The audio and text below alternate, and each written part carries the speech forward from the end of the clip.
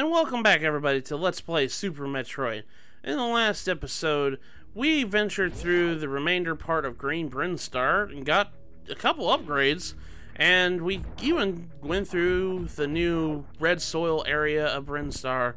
As well, we took a dip in Norfair to get some new boots to make Samus jump higher. We also got the Spacer Beam, which widens our shots. So we got a lot in this, a lot in the last episode. And today's episode, we're going to continue on this like bottom half of Brinstar here. But if you notice on your map over there, there's like an icon in an area right there. That is a boss room. We are about ready to fight our first boss. So if you come down here, when you shot the floor right here, because this was hidden block, you can come over here and go through this way. And this is how you get to the boss. And as soon as you come in here, you're greeted with space pirates, so just take out your newly acquired Spacer Beam, and you'll notice, oh shoot, there's some, spike thingies being shot at me. You kind of have to dodge it while you're away, take some damage. But you'll notice there's a giant lizard creature. Yeah, this guy takes a lot of hits, but he's kind of like a mini. He looks like a certain enemy that we fought in the first game. But yeah, as soon as you come in here, there's going to be some enemies, popping out some tubes right there, and you can kind of recharge your health. Or you can be smart and jump up here and shoot this door up here with a super missile, and go through this door. Inside this door is a recharge station. This recharges both your energy and your ammunition here, if you need so. I say ammunition. It doesn't replenish your super missiles. It only replenishes your regular missiles. This can be used to heal your energy if you're low on energy. So if you're hurt or you're low on missiles, yeah, go ahead and use that. I don't really tend to use my missiles unless I'm taking out big enemies. So just be mindful. Speaking of which, that's kind of morbid. There's a soldier, there's a Federation trooper right there. He was covered in bugs. He's a rotting corpse. Something obviously did something here, and you'll notice a trend here. As soon as you get close to the boss door, it's guarded by one of these enemies that are staple for Metroid games. An enemy will guard the boss door. You have to kind of shoot its eyeball when it opens. It'll shoot a projectile at you. Yeah, it doesn't do too much damage. But as soon as you enter, we are going to be greeted by an old friend.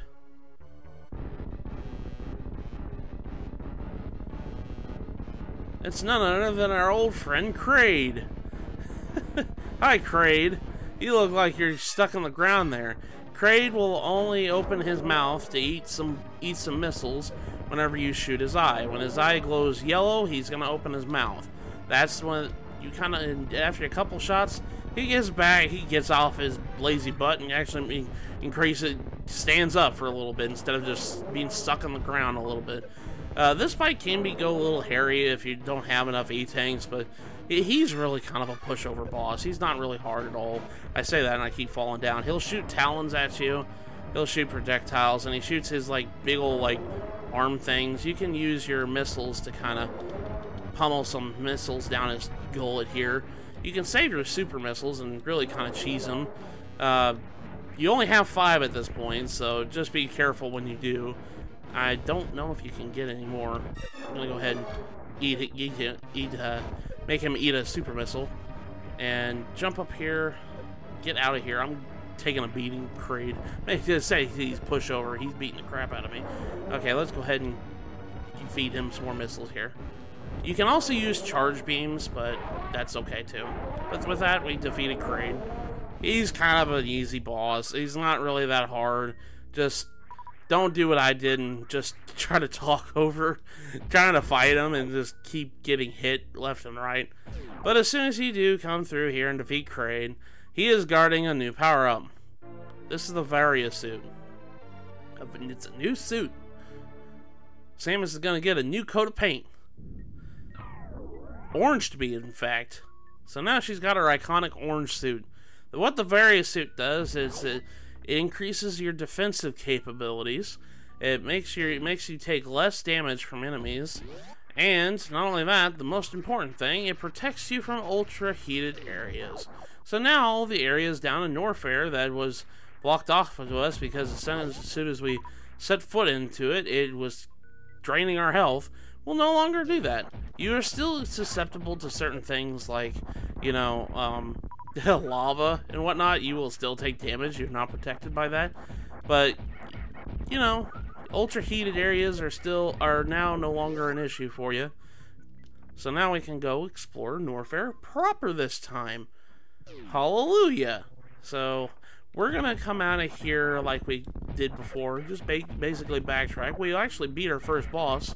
So the first statue of that big old statue that we saw at the end of the second episode is actually, you know, we beat our first boss. So there is a power-up in this room. I keep coming over here, but yeah, if you bomb this block right here, I think this block?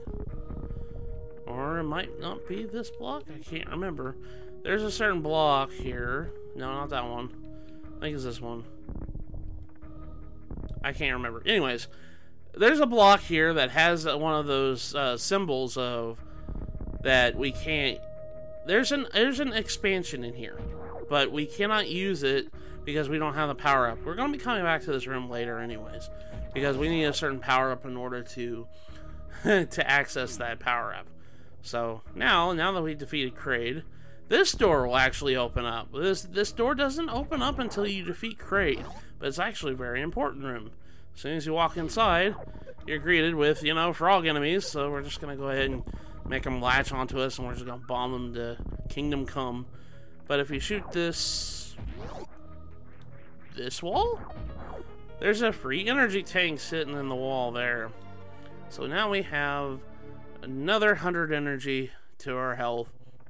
We now have 3 full energy tanks. So, we're doing pretty good for ourselves. We're kind of building Samus up to be a little bit more powerful. We're doing pretty good. We beat the first boss. And now we're just gonna, you know, backtrack a little bit. We come over here and use a super missile to get out again. Now we can explore Norfair proper. Let's go ahead and do that.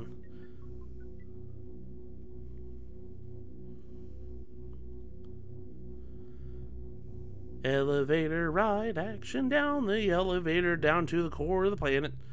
There we go. Okay, so now your first probably good place to go is through this door, the one that we did the first time we came through here, because really this is like the only place that is kind of accessible even with the various suit. As you saw when we went down there in the other ultra heated area, we couldn't even access it because we were behind a closed gate, so we couldn't even do it. We're gonna defeat these hoppers and kind of climb up this wall up here. And we're gonna go ahead and shoot this door open with 5 missiles. I'm so used to other Metroid games having only 1 missile to open up a red door. And Super Metroid's like, nah, I need 5. I'm greedy, man. Go ahead and kill these enemies here. And these enemies actually were in the first, I think, that I just killed were actually in the first Metroid game. I know they're in Zero Mission because I've seen them, especially in Norfair, but I don't know if they showed up in the first Metroid game or not. But we're gonna come down here, and I think if we drop down this path right here, yeah, this one, and we're gonna be kind of risky here and be very careful of the lava. But if you shoot the wall down here, you'll notice there's a missile expansion here. We're gonna quickly, I say quickly while my health is, I'm dying, we're gonna quickly pick up this missile expansion because I don't want to deal with that. I don't want to come back for just a missile tank I could just tank. You know, sometimes it's just better to tank things.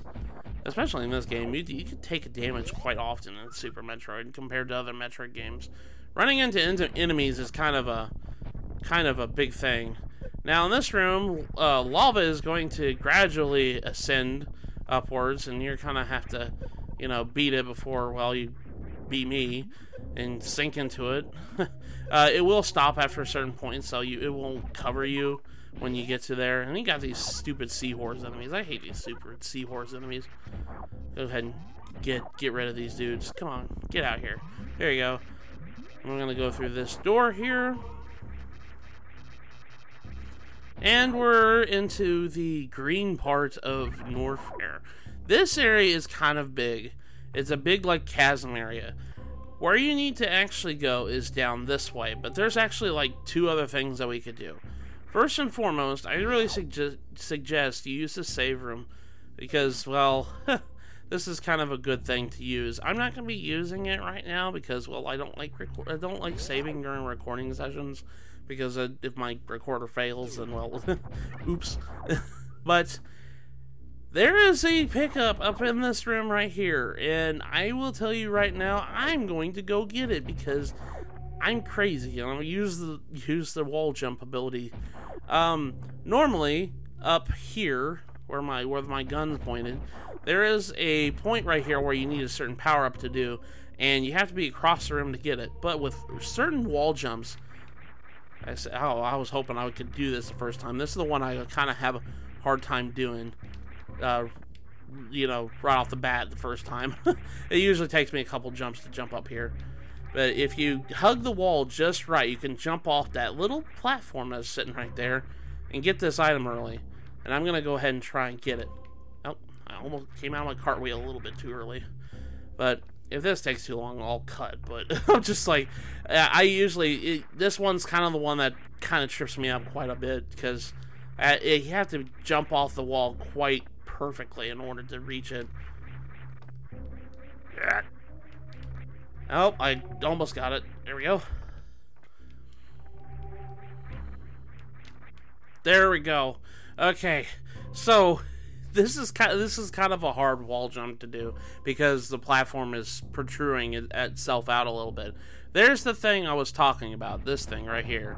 You need a certain power up in order to get this room proper, but with certain wall jumps from right below it, you can kind of position yourself to jump off the wall and then quickly hug this little part right here and wall jump off this. So if you do that, you can access this room early, and I kind of want to do it because it's kind of an important room. Inside is, well, a missile tank. I said it was kind of important, but it really isn't that important. But it's not the only thing that's here. And I took a dive in the lava here. But something right here, if you bomb this real quick, a platform comes up here. And you can actually bomb it this way and go through here. When you do so, you get access to this room. And you get access to more, seahorses coming at you. And I'm kind of low health because, Kraid kicked my butt. Go ahead and kill this seahorse without taking too much damage here. I say taking too much damage. I'm gonna probably get hurt.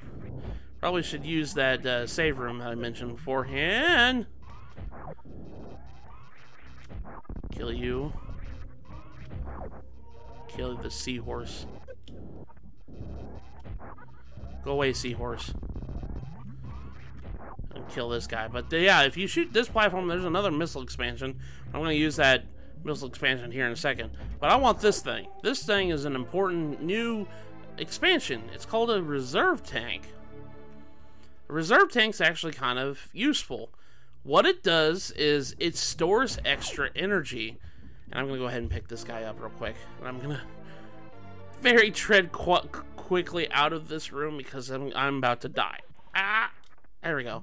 Okay, so what a reserve tank. If you pause and bring up Samus' status real quick, you can look at her supply, and it says Mode Auto Reserve Tank. What this does is any energy that you get after you become full health will go into a special reserve tank. And if you die, you get that you use that energy to kind of heal yourself. It's kind of like a second chance in a way. And it's only ever been in this game. I don't know why it hasn't been in any other Metroid game. I guess they figured that kind of saves people way too much, or make the game a little bit too easier than normal. But I almost died getting it, so perfect example of how useful that item would have been right now. I'm gonna go ahead and be very careful getting out of here because I only got 80 energy left, so gotta be careful. But yeah, that is actually what the reserve tank is used for, and I really wish that other Metroid games use this mechanic quite often. It's actually kind of a good mechanic. go ahead and kill this guy real quick. I'm gonna go ahead and do something real quick. I'm going to make a quick save. I know I said I don't like doing that during recording, but I'm afraid I'm gonna die because I took quite a bit of baths in lava, and I don't like that. So what we can do now that we've got the reserve tank, and this is why I really kind of suggest getting it now and using that weird trick that I mentioned, because you can get a free reserve tank pretty early in the game. There's only 4 of these in the entire game, and that's our first one, so I just kind of want to get it real quick. Before we go down the middle portion right here, we want to go down this way. If you come down here, you know, there's crumbly blocks right here, but there's also a couple things down here. Just keep bombing down until you get to the very bottom, and there's a zoomer down there, or a glider, just rocketing your way over here, but there's a free missile tank right here. Like I said, get used to that jingle. We're going to be hearing that jingle every time we pick up an expansion. That wall jump thing I did to get the reserve tank, that took a long time. And like I said before, that's kind of a tricky wall jump to do. And if you can do it, that's great. But I always have trouble trying to getting it. So I'm sorry for the brief cut that I had to do with that here. And you just walked right into me. I guess I didn't see you. Kill these enemies here. I don't want to die. I gotta be careful. If there's a grinding spot for energy, I'm gonna be taking it. Don't be afraid to do that because, well, being alive is better than being dead, I guess. So, if you come in here, you'll notice that there is a door over here, and this leads, if I remember correctly, back to the area that we were at earlier. It's on the other end.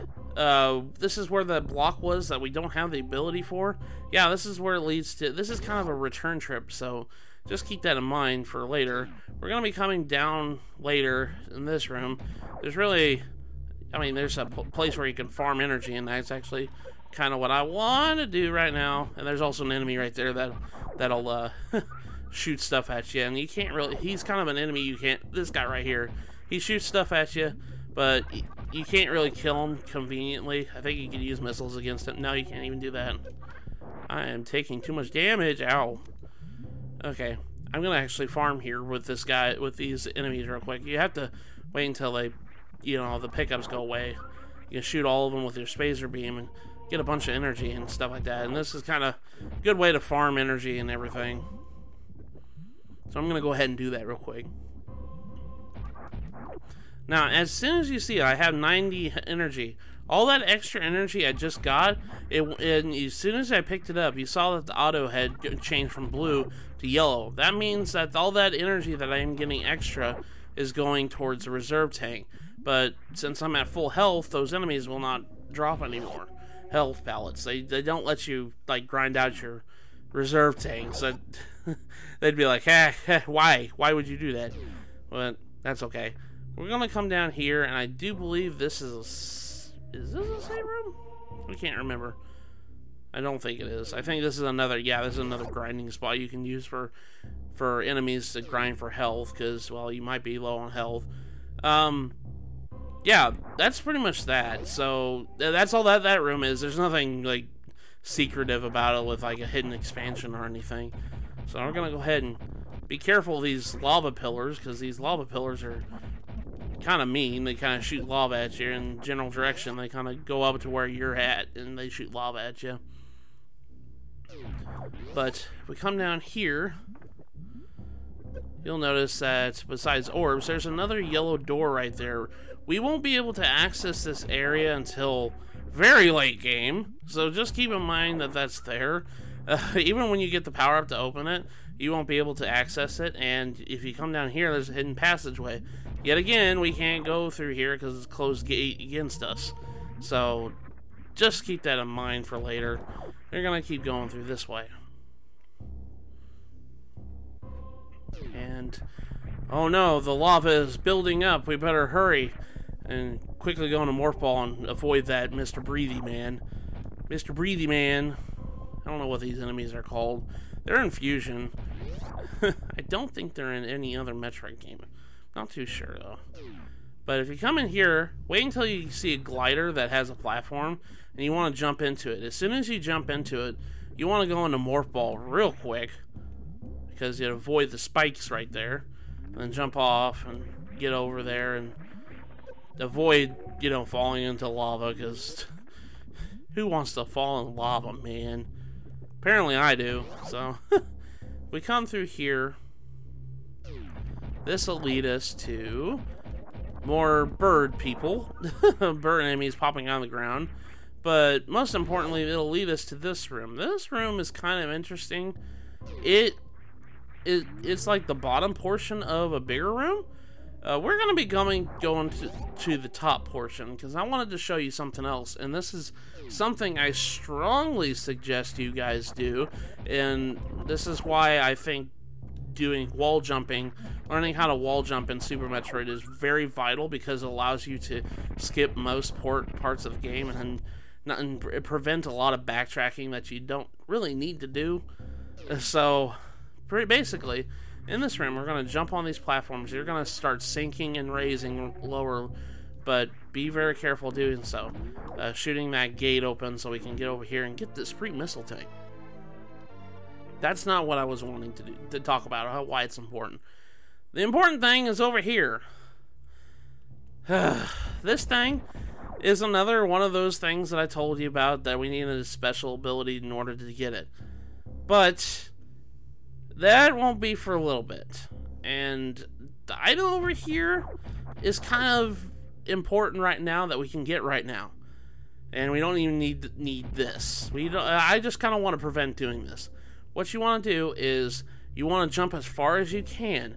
Try to avoid going down the middle right here if you can help it. So I'm going to go ahead and take a running shot and jump across that as far as I can, and quickly wall jump this way. So that way I can reach this room over here. There's spikes right there, but in the middle there's crumbly blocks, and I'll just drop you down to the bottom portion of the room, and you'll have to redo the jumping across the platforms again, opening the gate and trying this again. I really strongly suggest you get this now, using this method I just did, using damage boosting, because you'll be waiting to get this upgrade for a while. This is the wave beam, and getting this actually opens up quite a bit of things for us to do right now. The wave beam is a very important weapon, because it allows us to shoot through walls. This allows us to shoot through walls, and our beams don't stop when they go through a wall. So you can open up gates that were locked to you that you didn't have access to, like you were barred from a gate that had a button. Oh, no problem. You have the wave beam now. You can just shoot through the wall and just boom, hit the button. So now you can do that. I'll show you what I mean. As soon as you come down here, yeah, there's crumbly blocks right there. So that's pretty much it. I really strongly suggest getting wave beam now, because if you wait until you get till you have the upgrade that you need to get across this chasm, it'll be a little while. So it'd be nice to have the ability right now if you can get it. This is just the way I like to play, and I know some people like to play differently, and I know a lot of people like to not sequence break, and that's the term that they use for getting stuff out of order. But I really suggest doing this, because this doesn't really hurt you playing the game very much, and especially it's easy to pull off. I really suggest you doing that if you can. I'm sorry about that, guys. Anyways, where the room kind of spat us out at was this room right here, where we got that special reserve tank using that weird wall jump that I used earlier. It kind of is the upper portion, so if you want to access this is kind of how the easiest way you can access is go down and around. But we're going to go through this door real quick before we jump back down and use that save room, because we haven't explored this room yet. And this room is actually kind of tricky. There doesn't look like there's anything in here, but if you look at your map real close up, like I said, it doesn't look like there's anything in here, but there is. If you look up, it looks like it's like bottom portion of an uncompleted rectangle. That's your hint right here that there's something up here.